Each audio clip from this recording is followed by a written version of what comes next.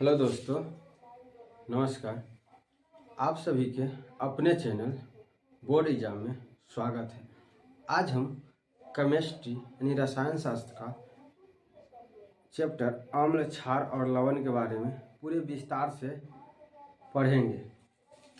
अम्ल तथा क्षार और लवण के बारे में पूरे विस्तार से पढ़ेंगे। अम्ल दोस्तों, अम्ल यह स्वाद में खट्टा होता है। अम्ल का स्वाद यानी कि खट्टा होता है। अम्ल स्वाद में कैसा होता है? खट्टा होता है। अम्ल जो होता है नीले लिटमस पत्र को लाल कर देता है। अम्ल नीले लिटमस पत्र को लाल कर देता है। इसको हम ट्रिक्स याद रखेंगे। अनील, अ से हो जाएगा अम्ल, नी से हो जाएगा नीले, अल्लाह से हो जाएगा लाल। तो अम्ल नीले लिटमस पत्र को कैसा कर देगा दोस्त? लाल। अम्ल जो होता है धातु से अभिक्रिया करके हाइड्रोजन गैस निकालता है। अम्ल धातु से अभिक्रिया करके कौन सा गैस निकालेगा? हाइड्रोजन गैस निकालता है। यह जल में घुलकर, अम्ल यह का मतलब है अम्ल जल में घुलकर H+ आयन देता है। अम्ल जो होता है वो जल में घुलकर हमें H+ आयन देता है। अम्ल विद्युत का सुचालक होता है। अम्ल और विद्युत का भी सुचालक होता है। जैसे में एग्जाम्पल हो गया, अम्ल जल में घुलकर हमें कौन सा गैस देता है?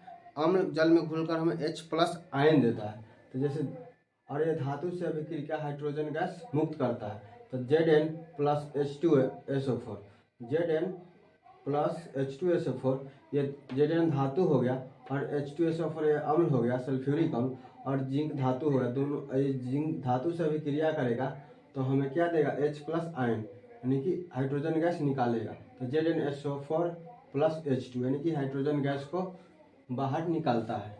इसका pH मान, अम्ल का pH मान 7 से कम होता है। अम्ल का pH मान 7 से कम होता है। अम्ल का एग्जाम्पल कुछ लिए हैं, जैसे HCl हाइड्रोक्लोरिक अम्ल हो गया, H2SO4 ये सब अम्ल का एग्जाम्पल है। HNO3 ये सब अम्ल है। CH3COOH ये सब क्या है? अम्ल है। HCOOH ये सब अम्ल का एग्जाम्पल हो गया दोस्तों। अम्ल दो प्रकार का होता है। अभी हम अम्ल पढ़े हैं। अम्ल स्वाद में खट्टा होता है। अम्ल नीले लिटमस पत्र को लाल कर देता है और यह धातु से अभिक्रिया करके हाइड्रोजन गैस निकालता है और यह विद्युत का सुचालक होता है और इसका pH मान 7 से कम होता है। अम्ल दो प्रकार का होता है। एक होता है हाइड्रोक्सी अम्ल और दूसरा होता है ऑक्सी अम्ल। हाइड्रोक्सी अम्ल और ऑक्सी अम्ल दो प्रकार का हो गया। अब हाइड्रोक्सी अम्ल वैसे अम्ल जिसमें हाइड्रोजन हो। हाइड्रोक्सी यानी कि हाइड्रोजन, वैसे अम्ल जिसमें सिर्फ हाइड्रोजन होगा उसे हम हाइड्रोक्सी अम्ल कहते हैं। यानी कि जिसमें सिर्फ हाइड्रोजन हो, हाइड्रोक्सी अम्ल कहलाता है। जैसे HCl और HF ये हाइड्रोक्सी अम्ल का उदाहरण है। ऑक्सी अम्ल वैसा अम्ल जिसमें हाइड्रोजन के साथ साथ ऑक्सीजन हो। हाइड्रोजन के साथ साथ ऑक्सीजन होगा उसको हम हाइड्रोक्सी अम्ल कहते हैं। और जिसमें सिर्फ हाइड्रोजन हो उसे हम हाइड्रोक्सी अम्ल कहेंगे। और हाइड्रोजन के साथ साथ ऑक्सीजन भी होगा उसे हम ऑक्सी अम्ल कहेंगे। तो अम्ल दो प्रकार का हो गया, एक हाइड्रोक्सी अम्ल और एक ऑक्सी अम्ल। इसका ऑक्सी अम्ल का उदाहरण ले लेंगे, H2SO4, HNO3, CH3COOH ये ऑक्सी अम्ल है। ऑक्सी अम्ल हाइड्रोजन के साथ साथ क्या होना चाहिए? ऑक्सीजन भी होना चाहिए। यदि किसी गैस में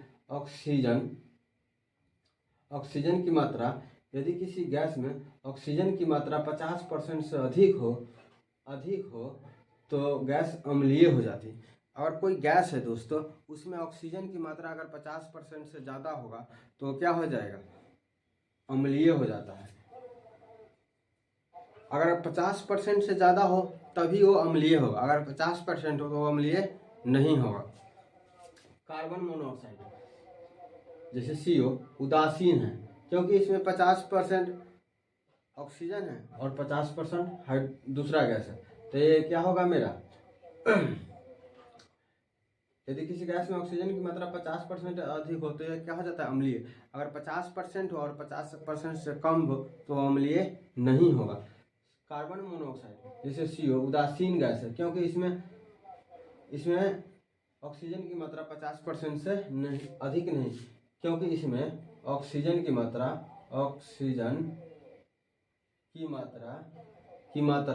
50% से अधिक नहीं है।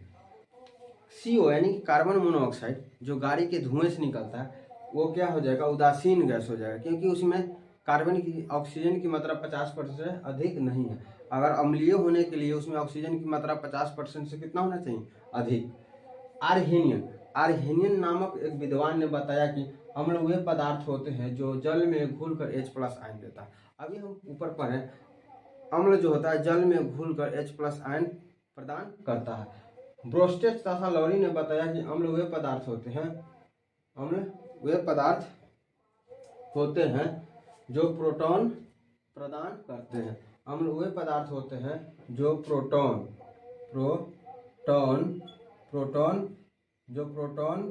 प्रदान करता है।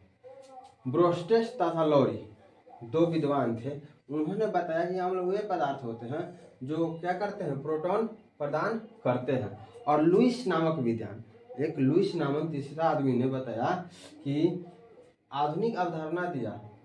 लुईस नामक विद्वान ने आधुनिक अवधारणा दिया। इनके अनुसार अम्ल वे पदार्थ होते हैं जो इलेक्ट्रॉन को ग्रहण करते हैं। तो अम्ल का काम क्या हो गया, अम्ल जल में घुलकर H+ आयन देता है और अम्ल प्रोटॉन को प्रदान करता है और इलेक्ट्रॉन को ग्रहण करता है। और ये धातु से भी क्रिया करके हाइड्रोजन गैस निकालता है और अम्ल जल में घुलकर H+ आयन देता है। अगर किसी गैस में ऑक्सीजन की मात्रा 50% से अधिक होगा तो वो मेरा अम्लीय हो जाएगा। अब आते हैं क्षार के बारे में पढ़ेंगे। ये स्वाद में कड़वा होता है। अम्ल यानी कि स्वाद में कैसा होगा दोस्तों, कड़वा। क्षार जो लाल लिटमस पत्र को नीला कर देता है।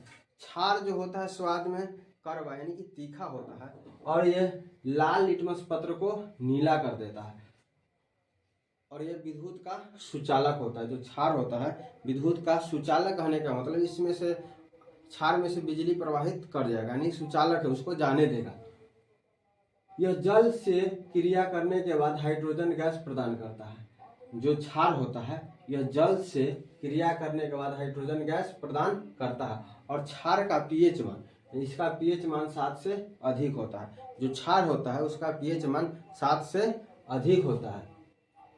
और इसका एग्जाम्पल लेंगे CaOH2 का होल ट्वाइस, Mg/OH2, NaOH, ये सब क्षार का उदाहरण हो गया। यह जल में घुलकर OH आयन प्रदान करता है। अम्ल जो था जल में घुलकर H+ आयन देता है और क्षार OH-, यह जल में घुलकर OH- आयन प्रदान करता है। यानी कि क्षार का बात कर रहा है, ये जल में घुलकर हमें OH- आयन प्रदान करता है। जल में घुलनशील भस्म को क्षार कहते हैं।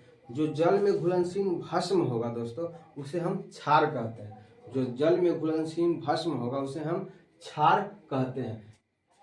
जैसे में हो जाएगा NaOH, KaOH, Mg/OH2, Ca/OH2, Al/OH3, ये सब क्षार का उदाहरण है। जो जल में घुलकर, ये सब भस्म का उदाहरण है। जो जल में घुलनशील भस्म को क्षार कहते हैं। जल में जितने भी घुलनशील भस्म है उसे हम क्षार कहते हैं। सभी क्षार भस्म होते हैं। जितने भी क्षार होता है दोस्तों वो सब भस्म होते हैं, लेकिन सभी भस्म क्षार नहीं होते हैं। सभी क्षार भस्म होते हैं किंतु सभी भस्म क्षार नहीं होते हैं। जो जल में घुल जाएगा भस्म उसी को हम क्षार कहते हैं। इसीलिए सभी क्षार भस्म होते हैं किंतु सभी भस्म क्षार नहीं होते। अम्लों के प्रबलता का क्रम, अम्लों का प्रबलता का क्रम कहने का मतलब अम्ल का pH मान 7 से कम होता है। 7 से जितना कम होगा pH मान वो अम्ल उतना ही प्रबल यानी कि उतना ही मजबूत अम्ल होगा। और क्षार का होता है दोस्तों, क्षार का pH मान होता है 7 से अधिक, यानी क्षार का pH मान 7 से जितना अधिक होगा वो क्षार उतना ही प्रबल यानी कि उतना ही मजबूत क्षार कहलाएगा। तो अम्लों के प्रबलता का क्रम, तो HI ये हम अम्ल में पढ़े, अम्ल का उदाहरण है HBr, HCl और HF, ये सब अम्ल के प्रबलता का क्रम है। सबसे अधिक अम्ल प्रबलता होगा HI में, फिर HBr में, फिर HCl में, फिर HF में। दूसरा काम हम लेंगे अम्ल के प्रबलता के अनुसार HClO3, HClO2, HClO, HI, HBr और HCl और HNO3 और H2SO4, CH3COOH, ये सब मेरा क्षार अम्ल का उदाहरण है। और प्रबलता के अनुसार कौन अधिक अम्लीय है उसके अनुसार एक क्रम दिया गया है। कार्बन की उपस्थिति, कार्बन की उपस्थिति से अम्लों की प्रबलता घट जाती है। जिसमें कार्बन की उपस्थिति होगा दोस्तों, उसमें अम्ल की प्रबलता यानी अम्लीयता घट जाएगा। कार्बन की उपस्थिति से अम्लों की प्रबलता घट जाती है, अर्थात यह अम्लीयता पर नकारात्मक प्रभाव डालता है। क्षार के प्रबलता का क्रम, अभी हम ऊपर अम्ल की प्रबलता का क्रम देखा और क्षार का प्रबलता का क्रम। क्षार का प्रबलता का क्रम कहने का मतलब दोस्तों, क्षार का pH मान 7 से अधिक होता है। जितना 7 से अधिक होगा वो उतना ही प्रबल क्षार कहलाएगा। क्षार के प्रबलता का क्रम देखेंगे KOH, NaOH। क्षार को हम पहचानेंगे कैसे कि ये क्षार है और ये अम्ल है, जिसके अंत में OH रहेगा, क्योंकि क्षार जल में घुलकर हमें OH माइनस आयन देता है। तो KOH, NaOH, Ca into OH2, Mg into OH2, NH3OH। क्षार को हमें एक सिंपल सा फंडा है पहचानने का दोस्तों, उसके अंत में OH रहेगा और अम्ल जल में घुलकर हमें H+ आयन देता है।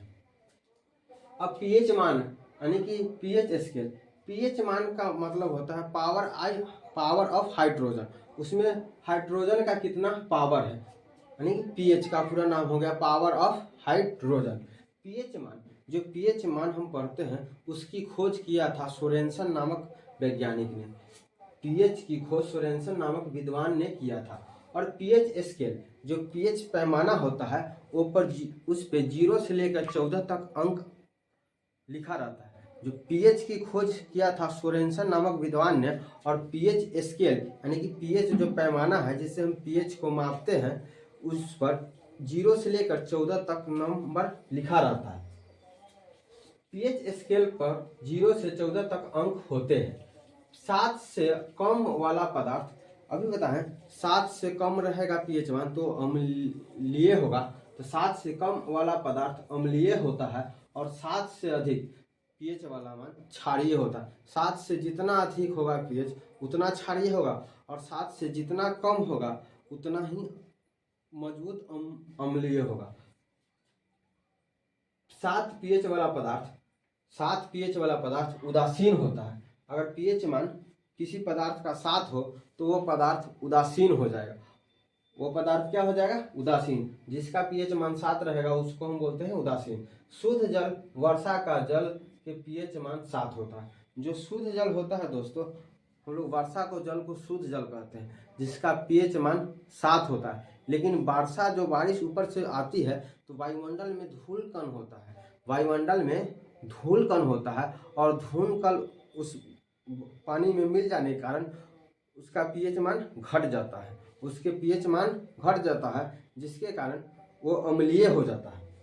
तो देखो, शुद्ध जल, वर्षा का जल के pH मान 7 होता है। नोट में देखेंगे, वर्षा का जल शुद्ध होता है किंतु वायुमंडल में धूलकण के मिलने से इसका pH मान 7 से घटकर 5.5 तक चला जाता है। इसी को अम्लीय वर्षा कहते हैं, इसी को हम अम्लीय वर्षा कहते हैं दोस्तों।